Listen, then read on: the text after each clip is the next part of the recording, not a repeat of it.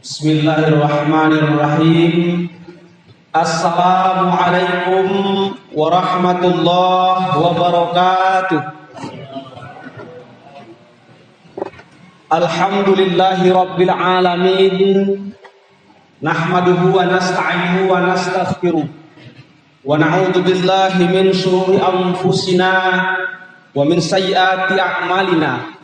May yahdihillahu fala mudilla lahu wa may yudlilhu fala hadiyalah. Asyhadu an la ilaha illallah wahdahu la syarikalah wa asyhadu anna Muhammadan abduhu wa rasuluhu sallallahu alaihi wasallam la nabiyya ba'da.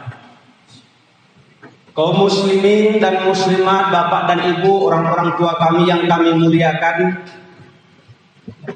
segala puji bagi Allah yang masih memberikan kepada kita kesehatan, kesempatan untuk sama-sama berhadir di masjid yang kita muliakan ini dalam rangka melaksanakan salah satu kewajiban kita kepada Allah, yaitu sholat isya. Insya Allah kita akan sambung dengan tarawih witir yang sebentar lagi akan kita laksanakan. Salawat dan salam kepada baginda Rasulullah Muhammad sallallahu alaihi wasallam yang telah membawa kita dari alam kegelapan kepada alam yang terang menerang sebagaimana yang kita rasakan pada saat sekarang ini. Kaum muslimin, bapak dan ibu, orang-orang tua kami yang kami muliakan, alhamdulillah tanpa terasa kita sudah memasuki malam ke-9 Ramadan, bapak ibu. Saya ingat betul pesan ayahanda kita, ketua PDM, waktu pertama ceramah 1 Ramadan di tempat ini, bahwa beliau mengingatkan kita, waktu begitu cepat berlalu. Kita masih terngiang-ngiang bagaimana kita melaksanakan Ramadan tahun lalu kita masuk ke Ramadan tahun ini. 1 Ramadan ayahanda kita mengingatkan bahwa waktu cepat berlalu, kematian di depan mata, dan itu terbukti bapak ibu. Hari ini kita sudah masuk ke malam ke-9 Ramadan, lalu besok 10, 11 sampai seterusnya hingga akan kita tutup di 30 Ramadan kalau kami tidak silap. Inilah waktu kematian menanti kita. Maka dalam sebuah buku psikologi kematian dijelaskan, mati itu pasti, tidak perlu kita khawatirkan.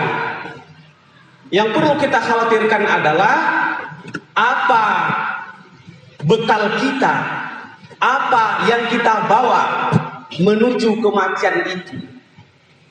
Jadi karena kematian adalah pasti, karena meninggal adalah pasti, karena wafat adalah pasti, maka yang perlu kita khawatirkan adalah bagaimana bekal kita menuju kematian itu. Nah, ini yang perlu kita mungkin perlu garis bawahi, perlu kita masukkan di dalam alam pemikiran kita, agar apa? Agar kita tetap termotivasi dalam menjalankan ibadah-ibadah dalam bulan suci Ramadan ini. Bapak dan Ibu berbahagia, saya sebetulnya kalau boleh jujur, berceramah di Masjid Muhammadiyah ini saya agak kurang percaya diri. Kenapa? Karena yang kita ceramahi orang tua kita, yang kita ceramahi ustadz-ustadz kita. Ada ayahanda ketua PDM, ada ustadz-ustadz kita yang kondang luar biasa.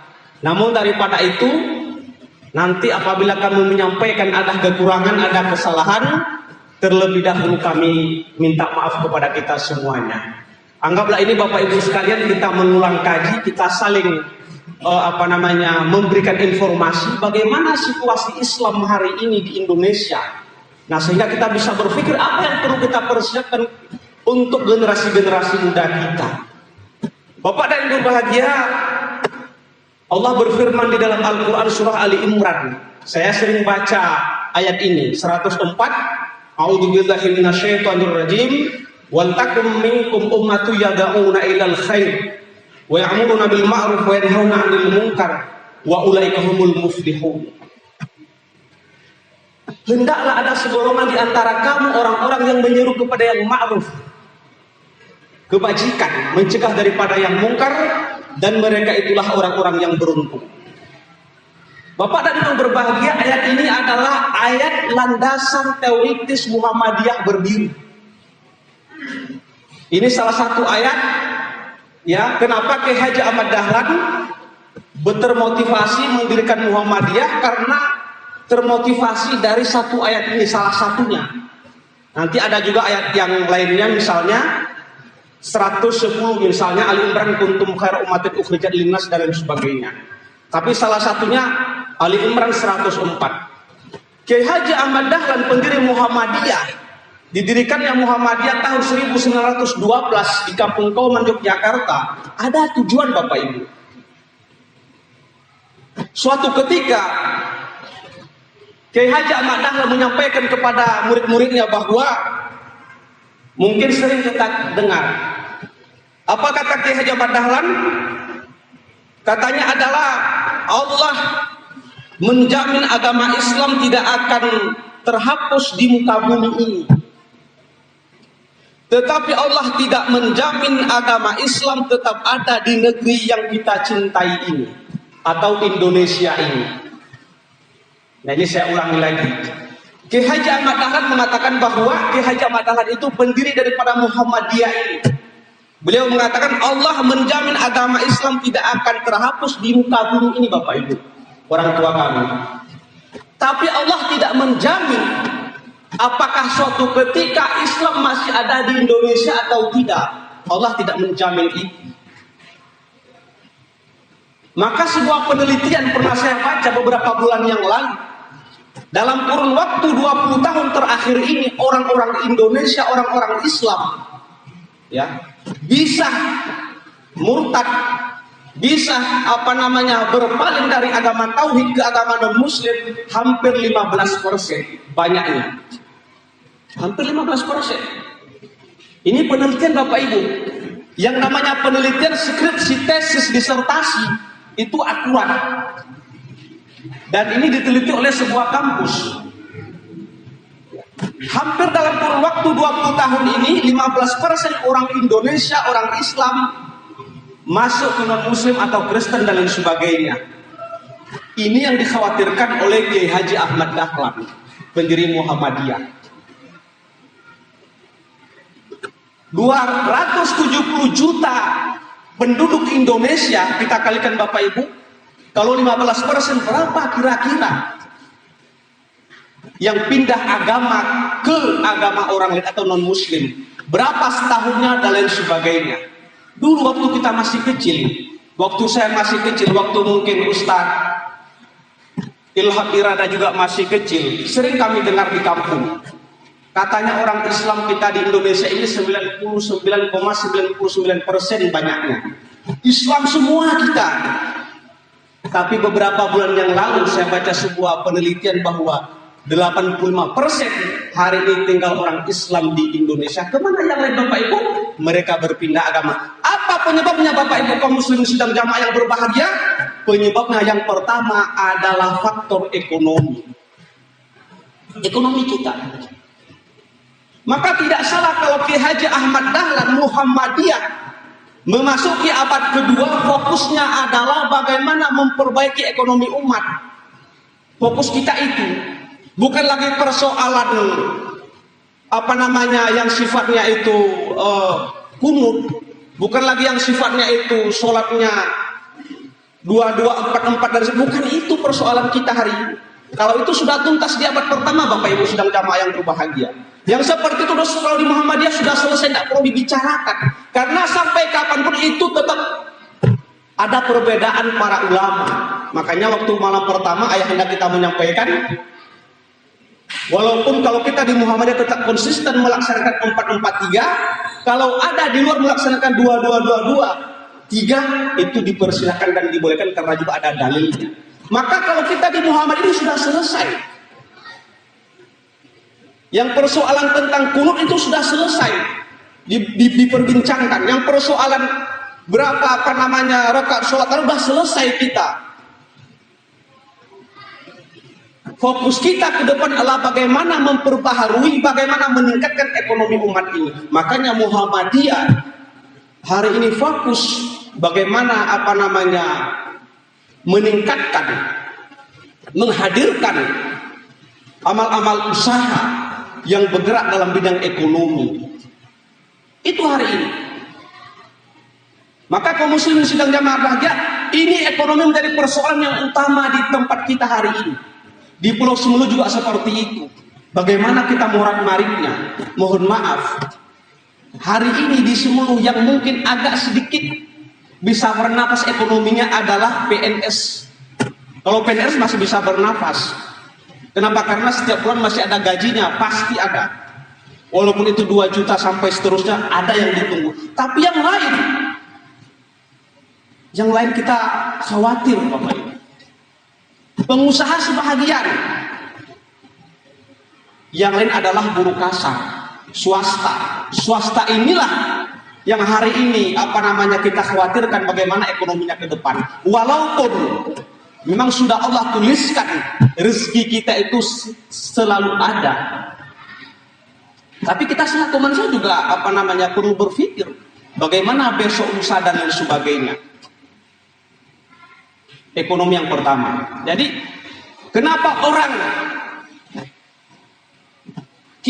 Islam berpindah agama? Karena faktor ekonomi yang pertama. Lalu yang kedua adalah faktor budaya. Faktor budaya. Hari ini budaya-budaya asing itu sudah masuk ke tempat kita begitu cepat. Lewat televisi, lewat berita online, cetak dan lain sebagainya. Itu kita konsumsi semua. Hari ini anak-anak kita di rumah, adik-adik saya di rumah, bagaimana mereka berpakaian, mungkin melihat bagaimana artis-artis di TV itu berpakaian. Mereka juga seperti itu. Dulu waktu masih populernya KDI, kontestan dangdut Indonesia itu, di kampung saya itu sering itu. Bang Andi kalau ke Sinabung belikan baju saya, baju yang model mana? Baju Gita KDI katanya. Baju Gita KDI itu pakai baju itu diikat di tengah ini. Begitulah bajunya katanya. Jadi orang kan melihat, berarti walaupun kita ada di kampung sana, tapi karena kita punya televisi, dilihat di televisi, bagaimana budaya di televisi dikonsumsi, diterapkan dalam kehidupannya sehari-hari. Banyak lagi yang lain. Ya. Jangan lagi misalnya berpakaian, hari ini mungkin tata krama kita, sopan santun kita dengan guru kita di media dan lain sebagainya tidak bisa lagi dikontrol. Kenapa? Karena semua sudah mengikuti zaman. Maka daripada itu Muhammadiyah lagi-lagi kembali kepada Kiai Haji Ahmad Dahlan, untuk menangkal ini semua adalah perlunya pendidikan, Bapak Ibu. Perlunya pendidikan. Kita patut bangga. Kenapa patut bangga? Karena Muhammadiyah sekolahnya ribuan. Dari TK, SD, SMP, SMA, ribuan sekolahnya. Perguruan tinggi kita ratusan. Bahkan melebihi perguruan tinggi punya pemerintah. Beberapa perguruan tinggi di Indonesia bagian timur itu malah pemerintah nggak punya. Tapi kita Muhammadiyah banyak. Bagaimana perguruan tinggi kita di Papua misalnya, bagaimana perguruan tinggi kita di Kalimantan, Sulawesi dan lain sebagainya. Luar biasa Muhammadiyah ini. Itu yang dicetuskan oleh Kiai Haji Ahmad Dahlan. Untuk menangkal itu adalah pendidikan diperlukan di tengah-tengah kita. Muhammadiyah punya pesantren, Muhammadiyah punya Darul Quran. Mari kita masukkan anak-anak kita yang jiwanya ke pesantren, yang jiwanya ke agama, kita dorong. Yang jiwanya ke pengusaha, yang jiwanya ke bisnis, kita dorong. Insya Allah Muhammadiyah tidak ada yang kekurangan satu apapun. Dan boleh dicatat Bapak Ibu, kata Profesor Aliasa Abu Bakar, mantan ketua pimpinan wilayah Muhammadiyah Aceh, mantan kepala dinas syariat Islam Provinsi Aceh, bahwa Muhammadiyah ini satu-satunya organisasi terbesar di dunia Muhammadiyah. Organisasi terbesar di dunia dan di Indonesia adalah Muhammadiyah. Tadi tidak perlu kita bercerita berapa ribu sekolah kita, berapa ribu masjid kita, berapa ribu rumah sakit, panti asuhan, panti jompo, perguruan tinggi kita. Bukan kita ingin membanggakan diri, tidak, tapi kita ingin memberikan informasi bahwa Muhammadiyah telah berbuat kepada bangsa yang kita muliakan ini. Maka kembali ke pokok pemikiran Ki Haji Ahmad Dahlan tadi, bahwa bisa jadi suatu hari nanti orang Islam di tempat kita ini, kalau hari ini masih di takaran persentase 85%, tapi besok 20 tahun, 30 tahun, dan seterusnya, bisa jadi Islam tinggal kenangan di Indonesia yang kita muliakan ini. Tinggal kenangan Bapak Ibu. Tidak tertutup kemungkinan tinggal kenangan. Karena kalau kita lihat bagaimana hari-hari ini misalnya pemberlakuan, walaupun persentasenya masih di atas 85%, tapi pemberlakuan pemerintah terhadap orang-orang Islam, terhadap kita, itu rasanya miris. Miris kita mendengar, miris kita melihat, ya, bagaimana ulama-ulama minta kita difitnah, bagaimana misalnya pergerakan-pergerakan Islam kita sedikit saja katanya teroris dan lain sebagainya. Inilah untuk mengkerdilkan Islam, mengkerdilkan kita. Cara-cara seperti inilah, maka tidak salah kalau Rasulullah mengatakan kepada kita, suatu hari nanti umat Islam itu banyak, tapi seperti buih di lautan, ditiup ke sana kemari, timur selatan dan sebagainya, nggak punya daya, nggak punya upaya kita.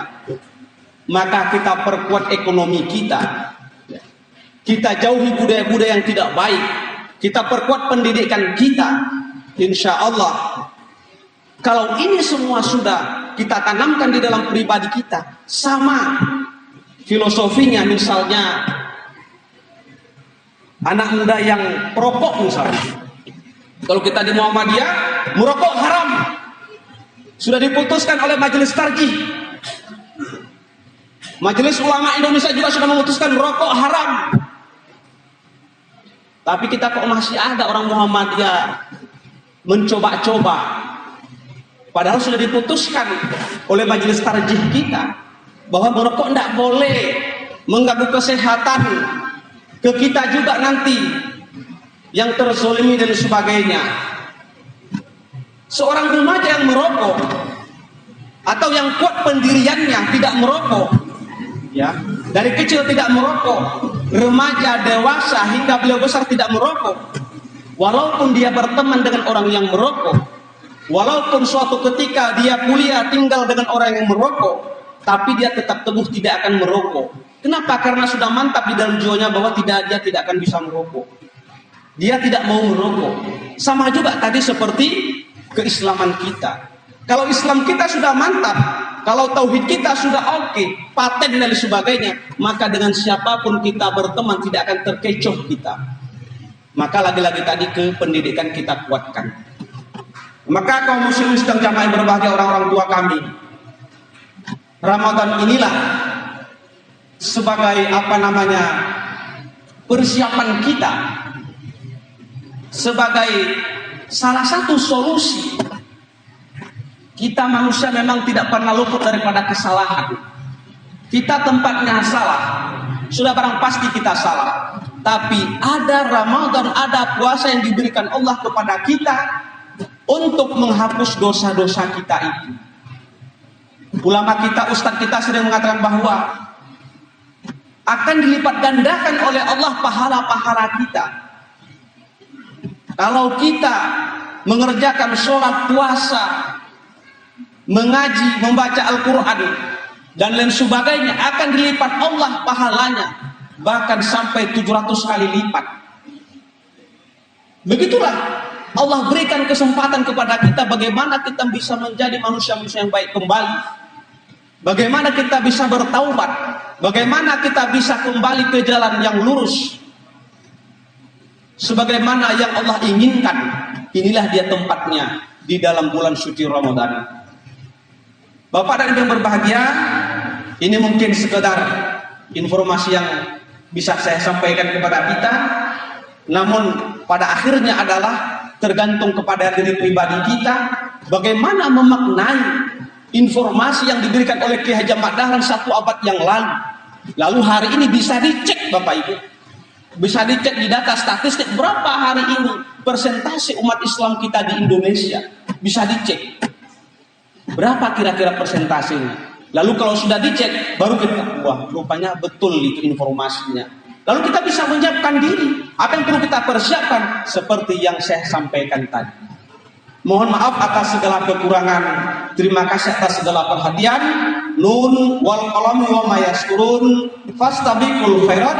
Wassalamualaikum warahmatullahi wabarakatuh.